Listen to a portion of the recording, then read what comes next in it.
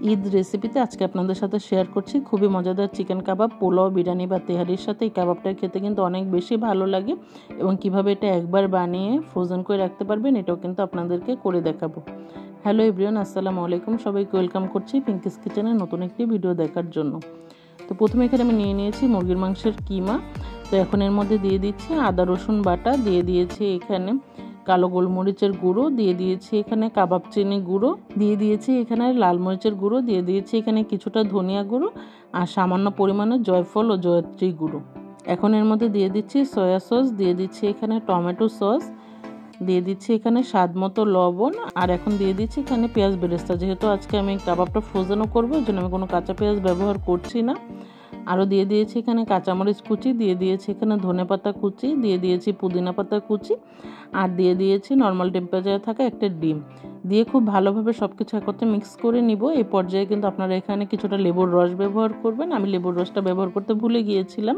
তো আমাদের বাইন্ডিংটা টাইট করার জন্য এখানে আমি দুইটা পাউরুটিকে হালকা কিছুটা ভিজিয়ে আমি হাত দিয়ে ভেঙে দিয়ে দিচ্ছি। তো দিয়ে পাউরুটিটা দিয়েও কিন্তু আমি খুব ভালোভাবে এটাকে মেখে নিয়েছি।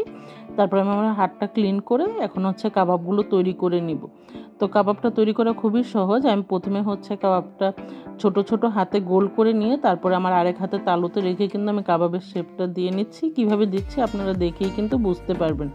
তো একে একে কিন্তু আমি সবগুলো কাবাব একইভাবে তৈরি করে নিয়েছি। আমি এখানে যে পরিমাণ কিমা নিয়েছিলাম, আমি এখানে 2টা মুরগির বুকের পিসকে ব্লেন্ডারে ব্লেন্ড করে কিমা করে নিয়েছিলাম। এতে করে কিন্তু আমার এখানে 26টার মতন কাবাব হয়েছে। আপনাদের কাবাবের সাইজ অনুযায়ী আপনাদের কিন্তু বেশি বা কম হতে পারে। তো আমার সবগুলো কাবাব তৈরি করা হয়ে গিয়েছে। এখন আমি কাবাবগুলোকে কোট করে নেব। কোট করার জন্য এখানে আমি 2টা ডিম নিয়ে নিয়েছি। এর মধ্যে কিছুটা লবণ দিয়ে আমি ডিমটাকে ফেটে নিয়েছি। এখন একটা একটা কাবাব প্রথমে আমি ডিমের মিশ্রণে দিয়ে তারপরে কিন্তু আমি এখানে ব্রেড ক্রাম্বসের মধ্যে গড়িয়ে নিব।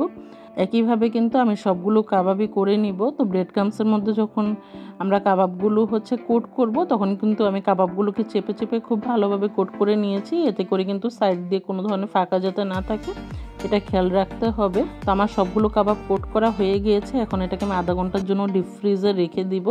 তো আধা ঘন্টা পরে আমি কিছু কাবাব ভেজে নিব। তো ভাজার জন্য চুলা এখানে একটা ফ্রাই প্যানের মধ্যে আমি দিয়ে দিয়েছি সয়াবিন তেল। তেলটা কিছুটা গরম হলে এখন আমি কাবাবগুলো দিয়ে দিব।